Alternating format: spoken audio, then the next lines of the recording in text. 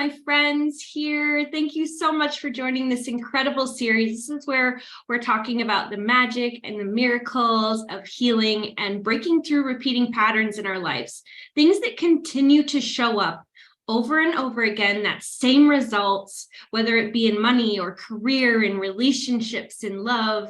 And we have had an amazing opportunity of speaking with so many great people, and we have another one here with us today because we're going to dive into something really fun.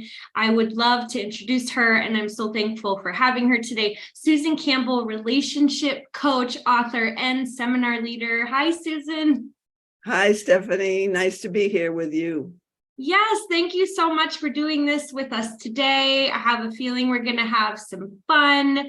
Before we get started, I would like you to share, and I would love to learn myself a little bit more about your journey and how you landed in this space of helping others with relationship coaching, and obviously a little bit more about what that looks like in your world. Yeah. Well, I've always been interested in relationships. In a way, I could say, who isn't? And so I got a PhD in clinical psychology right away. I went to college and then graduate school. And by the time I was 25, I had the PhD, and I found myself over the years working more and more with couples. And wrote a number of books about couples. One was a bestseller called The Couple's Journey in 1980. And what I found was the main thing that gets couples in trouble is when they get triggered, when they trigger each other's childhood unfinished business, their childhood insecurities, like the fear of being judged and criticized and abandoned, those kinds of things. So I began to make my specialty working with emotional triggers. And I just wrote my 11th book a couple of years ago during COVID. I thought, well, what else do I have to do? It's called From Triggered to Tranquil, and it helps people become much more self-aware of when they're starting to get triggered, so they can pause and bring compassion to their own childhood wounds that are unhealed, and actually heal childhood wounds. So my specialty really is how to use relationships, and not just couple relationships, to help you heal your childhood wounds. I love that. Thank you so much for sharing it. The word trigger, I feel recently has been used a lot, and some people even saying that it's overtly used. But of course, in my area of expertise, I mean, a trigger is a trigger. It's a word, right? We're using it as it feels, as we feel it's necessary. But can you, with your experience, can you give some people here that want to really understand that word broken down? Can you share that with us a little bit? When we say trigger, we really mean in this work, in the emotional healing work, we really mean a trigger reaction, like getting angry, shutting down so that you can't hear what the other person's saying. So I hope everyone can realize that we do sometimes have these instinctive, self-protective reactions, and there's nothing wrong with them. So it's basically a trigger reaction looks like either fight, flight, or freeze. Yeah. I think people need to be more comfortable using the word trigger. Like, I think I'm starting to get triggered. I notice I'm getting triggered. If that was an easier word for people to use, I think they'd be able to notice their reactions more easily. But this is a very, very uncomfortable topic for people, because people kind of go a little bit out of their right minds when they're triggered. They're not playing with a full deck, and we don't like to admit that that happens to us. But I want people to admit the truth about ourselves so that we can do the healing that we need to do and Mhm. efficiently process those emotions so they don't get in the way of honest, open, trusting, loving communication.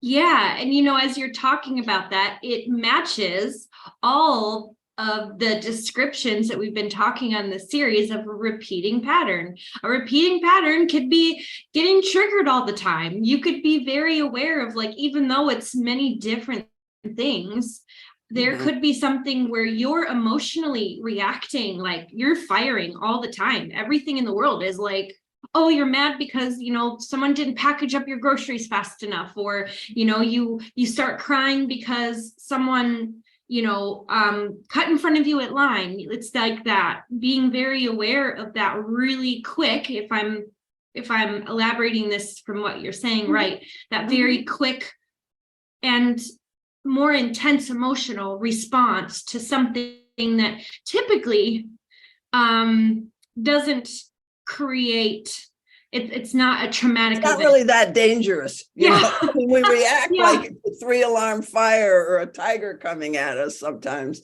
It's Right. not really that dangerous, but we have to have compassion for ourselves that the nervous system is wired to exaggerate possible danger in the environment because we still have the primitive brain. We have other brains on top of the primitive reptilian brain over evolutionary time. Now we have a prefrontal cortex, but the prefrontal cortex that can be friendly and give the other person the benefit of the doubt and take risks, because we're talking about overcoming blocks to achieve goals here. We can't take risks if we're afraid of emotional pain and everything. And that's the prefrontal cortex says, you'll get your gratification down the line 3 years after you get your PhD. But the reptile brain says everything has to happen now. So we need to learn tools. There's actually specific tools you can learn to move your attention from the reptile brain that goes into fight, flight, freeze to the prefrontal cortex that can cooperate, collaborate, and actually see reality clearly. Yes. While we're talking about that, do you have any tools here to share as we're live and listening? Yes, for sure. That's what my book is about. And some of these tools, people find it kind of difficult to interrupt one of those trigger reactions because it's like a runaway freight train. Once that stimulus, oh, that person's giving me that same superior tone of voice that my father gave me, that had me feel less than all my life. Those are the kind of things that hang us up, that block us from being in our higher brain, that put us in our reptile brain. So being able to first is admit, the first tool is the hardest, admitting that those things do happen to you. And I think in our most honest moments, we probably can all admit that we have trigger reactions, that we behave automatically. Now, but I want to mention that some of us actually, we find it hard to admit because the only time we get triggered is when somebody else is upset with us. We don't get upset with other people unless they're upset with us. And then we often go into some kind of very reasonable mode, explaining, defending, telling the other person why they shouldn't be angry at us because, we had our own reasons or we didn't intend it. So actually, at first I said, we all can recognize that we get triggered, but I want those of us who are more reasonable type people realize that we have our own triggers. And I'm actually one of those people, more of a thinking type rather than a hothead or emotional type. Our triggers look more like over talking or perhaps walking out and refusing to talk. So it's a little hard for some of us to accept, but that's the first step, Stephanie. So I'm going to give you some steps, tools. And I have some tools in my first chapter of the book about acceptance that kind of help us get over some of our preconceptions about what a trigger looks like. It doesn't just look like punching walls, for example. So the first thing is admit it, accept it. That's the hardest. Because we kind of, when we get upset, we want to say, well, I wouldn't have got upset if that other person hadn't done this. Why can't they just, so whenever you hear yourself going, why couldn't he just have said it the way I've always told him I like it to be said? How often we've said that, or why couldn't they have just, at work, why couldn't my boss have told me something good about myself instead of always telling me the negative? Yeah. Well, if they would have, if they would have, then I wouldn't have gotten triggered. But so that right there is a sign that you're triggered. So acceptance, then the next thing is pausing and actually not doing anything for a few breaths, like taking a few slow, conscious breaths. I mean, there are other tools too, but this is one of them to calm your nervous system. So once I notice that early warning sign, and there's an exercise in the book called the trigger signature exercise. So you get to recognize your exact trigger signature.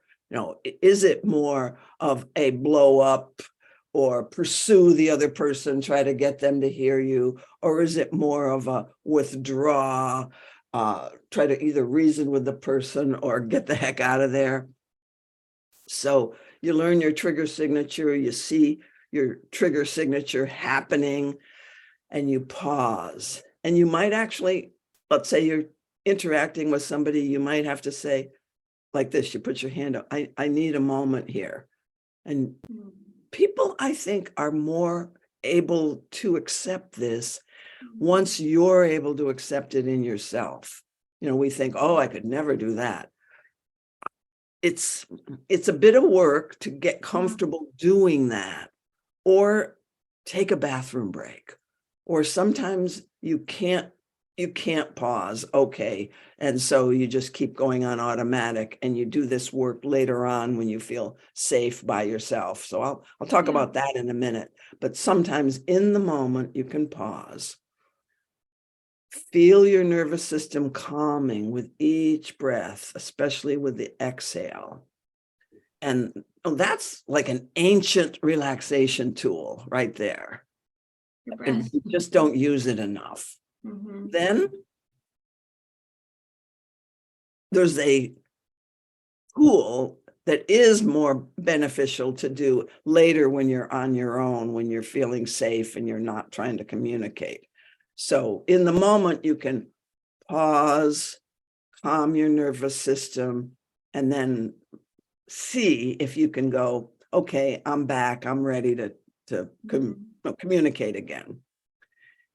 Sometimes, but there's this discomfort, this pain that's still hanging around because, like, why did this trigger come up? You haven't looked into that yet. You haven't really done the healing work. So the next step is when you're alone, and once you've done this when you're alone for like maybe 20 times, you can do it very quickly by yourself. I've actually taught trial lawyers how to do this kind of thing in workshops, so that once they're in the courtroom and the judge says, I don't want to hear your argument, and the guy's prepared this argument for like weeks and ready to say it, and the judge won't listen to it. That's extremely hard for a trial lawyer, if you can imagine. And they learn to just, oh, this feels like that little 7-year-old boy that got told to be quiet. You don't know what you're talking about. Or, like almost all of us have some early memories. We can't always dredge up the memories, but we have some early experiences that link to the adult reaction. And so in the workshops, these guys learn to go, oh, I can quickly bring compassion to that 7-year-old boy. And here's how you do it. I won't give you the every step of the way, but you sit with your feelings. And there's a script that helps you kind of guide yourself through in the book. And it's also in the free ebook that I'm going to offer your audience today, which we'll hear about at the end of our interview. You sit with your feelings and you see what's coming up. You notice your body, you notice the emotions, and there's a way to breathe and develop inside yourself a larger witnessing presence, almost like you're a good mother holding an upset child. I offer this image because people can learn to have a good parent-child relationship with themselves. It's kind of a metaphor, but it brings you to a place of, oh, honey, I'm here with you. You're not alone with this pain.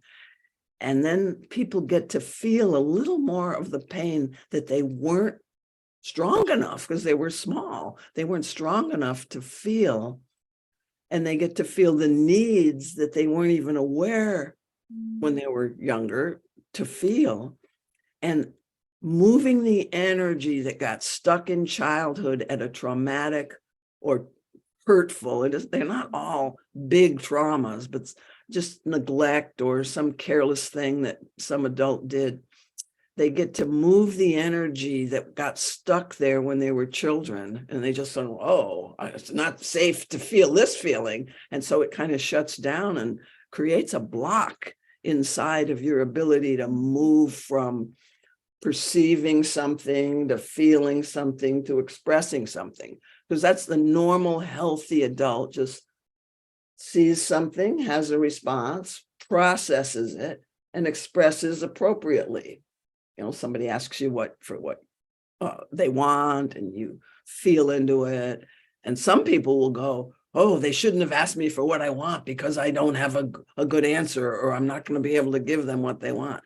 That means there's some kind of block inside yourself to feeling what your actual truth is, and then being able to express your actual truth.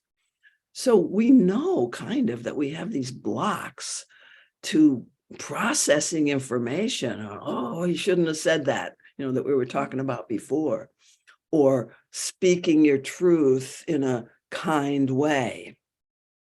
We know we have these blocks, but we don't know how to heal them. This is how to heal them.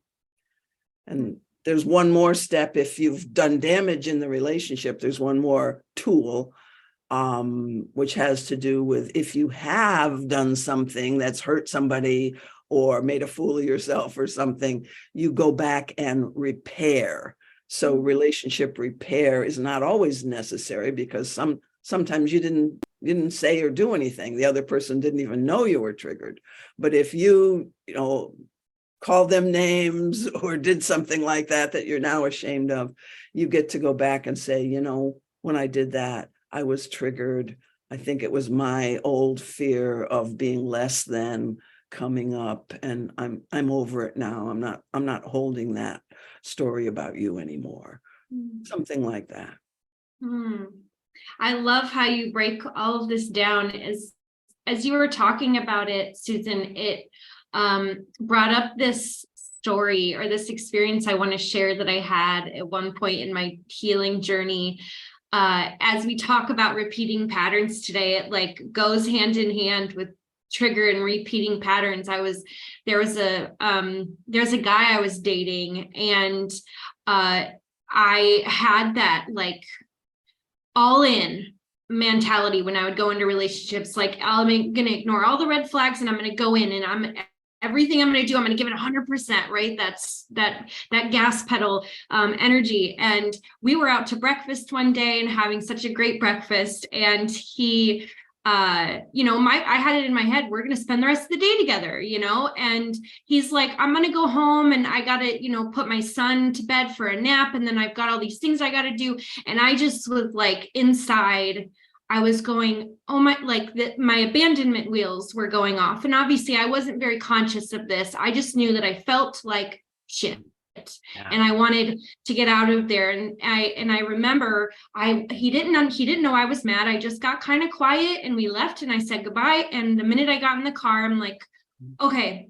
I started looking on my phone. I put a GPS on and I'm like, I'm going to go drive 2 hours to the nearest city. And then I'm going to like, maybe I'll go get a hotel for the night. Maybe I'll go shopping. Maybe I'll like, and I get in the car and I was ready to just throw myself into something big, right? Just like go get lost in the city, which I love doing sometimes, but I didn't realize like 20 minutes into this car ride, a light bulb went off and I'm like, oh my gosh, this is my addiction. He first triggered my abandonment stuff that was still left. And then I had this addiction to go get high. Like I was going to go get high and not on drugs, but like I was going to get high in the feeling of like, going to a new restaurant in a new city and, you know, spending money or eating or drinking. And, I pulled over and I was in tears and I called my healer, my mentor, and I was like, I just pulled over. I went to go get high. Like I just stopped myself from going to get high. And it was one of those things that like, it was a huge light bulb went off when I realized that behavior was happening. So a trigger happened. Yes. And then I went and like dove into something because I had an addiction to high highs and low lows. Stimulation. So it like the trigger happened and then I needed to fix it because I didn't want to sit in it. I couldn't sit in it subconsciously. But when I realized what I was doing in the middle of it, thank goodness, I turned around and I went back to where I was staying.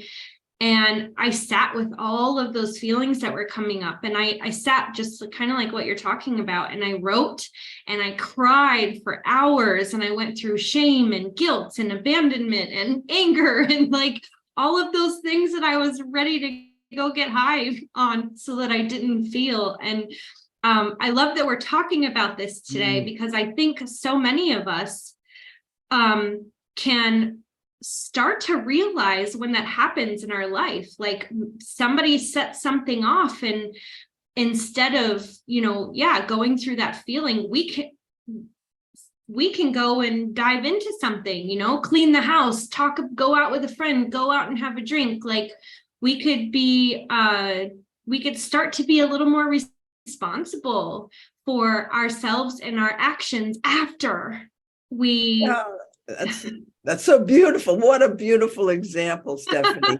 And the thing is, those getting high behaviors, whichever ones, or avoidance behaviors, let's say some people, they all have to do with avoiding emotional pain. And it's the emotional pain that you actually need to feel a little bit at a time, because this is gentle work, gentle healing work. Like you cried and you let yourself feel pain, and that you have some kind of a natural healing instinct, Stephanie. And I think most people do if they just question that escape behavior. We have different escape behaviors, but you told us about yours. Mine used to be eating, frankly. And I've had not exactly, but I've had almost that same feeling in a relationship that you've had. And I imagine a lot of us have. Heck yeah. I mean, we don't realize, and that's why I really love getting into this conversation about triggers, which is actually funny because it's not what I had in my mind when you and I wanted to talk about something else, but this ended up being very beautiful because we talk about triggers and we want to hide. Like you said, some people want to hide from that word. There's a stigmatism around it, but it's freaking natural. It's natural. There are, you weren't born into this world and into this body and with these parents just to like, you know, live on the clouds and be with rainbows and unicorns. It's like, and you're not here listening to this series because everything in your world is so great that nothing triggers you. You're here because something is going on in your life that is not working, right? There's something that's triggering something happening. Or maybe you're just curious, but you look a little deeper, there probably are some trigger reactions lurking underneath there. Yeah. Yeah.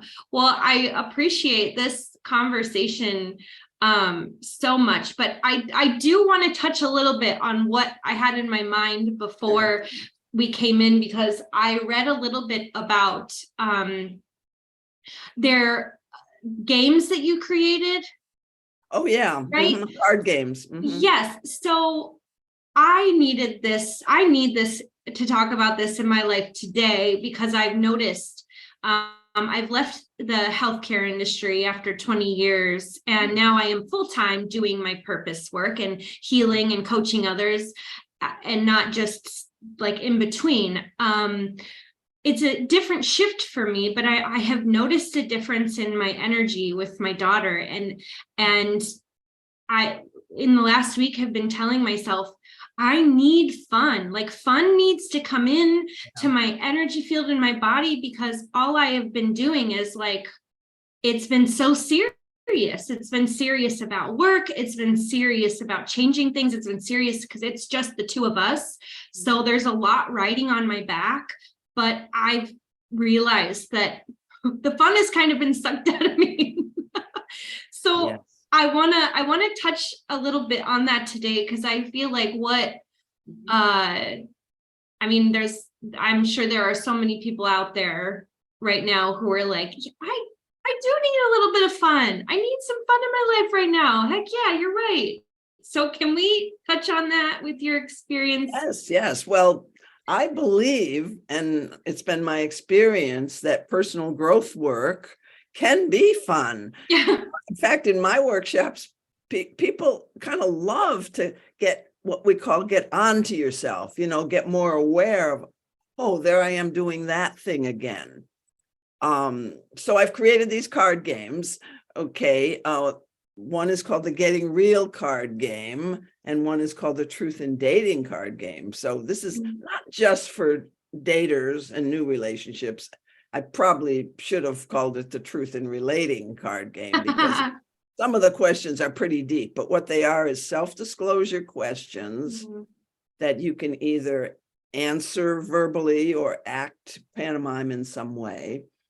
And you can score or not score. Most people don't even bother with scoring, but it gets conversations to a much deeper level. It legitimizes, okay, we're in a context now, we're setting a context where we're going to throw away the normal rules of caution, and we're going to create a safe space where we can speak the truth about ourselves, and then also hear the impact that has on the listener.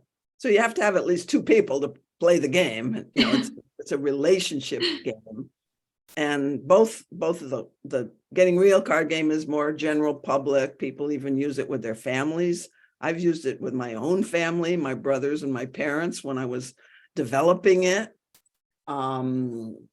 Dating, I still use that with my partner. When we're on a car trip, we bring the cards along to make the trip go faster, and it's so interesting. We go, whoa, that 3 hours went really fast. So I sell these on my website. Oh, thank you for sharing that.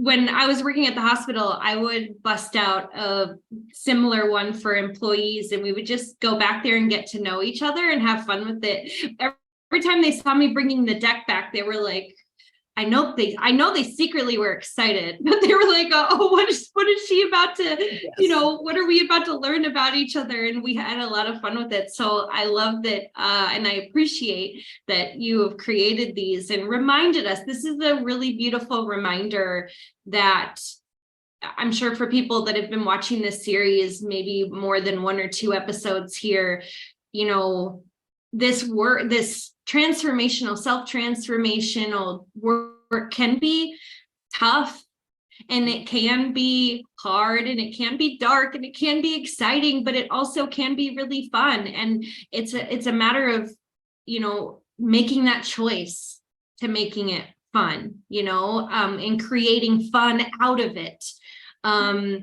Because we can kind of go down a rabbit hole, and we realize, like, like me recently. I'm like, man, all the fun's been sucked out of me. I got to pump it back in here because this has got to change. Well, you were a person who was willing to take initiative at work and bring that game in. This game is for people who are willing to take that initiative and invite a couple people over to your house, or even meet at a coffee shop and play it. But the instructions are very simple, but you are going to be a facilitator. Anybody who buys this game is going to have to take a little bit of initiative. Realize that people, they might resist at first, but they're so welcoming of, oh, no, I wouldn't take the initiative, but I'm so glad you did. And we need more people who will just take that initiative, create a context of permission to share this way. People are dying for permission to just be more spontaneous and real. And you know what? You just reminded me, I am going to bring my deck with me on spring break to my family's house. They may not like it, but we're going to have some fun doing it. I learned things about my brothers when I did it with my family I learned things about my brothers, and we were adults at the time, that I had never known before. I love that. That's awesome. Well, Susan, this has really been a fun and interesting conversation today. I really appreciate you doing this with us. Before we say goodbye to all of our friends here, could you share with them your free gift, as well as how they can reach out to you or touch base or get to know you if they would like to? Okay, so the free gift is called Getting Real Confidence. And it basically talks about how to address and begin to overcome your fear of emotional pain, because I believe it's the fear of emotional pain that's hanging us all up from taking the actions that we want to take that are really important to us in life. So get the free gift. I also do a free monthly group coaching call on Tuesday mornings Pacific time.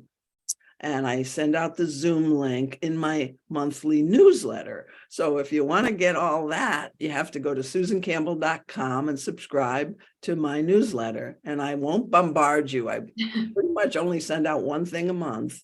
And there's an article, and then there's some like free podcasts and that sort of thing. And events like yours, I'll announce this in my newsletter. So I encourage you to do that and stay in touch with me. Oh, thank you so much for sharing that. And I really appreciate this conversation today. It feels good. I feel like you kind of put some light back in my energy field today after just trying to navigate this fun thing. I'm like, what does this look like? How do I get my light back after the last couple of weeks? And you definitely did that for me. And I really hope that you did that for so many other people today that are listening. And I want to thank all of you listeners who are here with us, taking this information in, being present, and you're investing in yourself today by just opening your mind, your ears, and your heart and your space to really understanding what this means and maybe how this can mirror in so many other aspects in your life, and maybe even taking it a step farther than that and making some changes and making some different decisions based on the things that you learned today. So thank you so much, everyone, for joining us. And thank you, Susan. It was so great to meet you today. Thank you. All right, we'll see you all later. Thank you.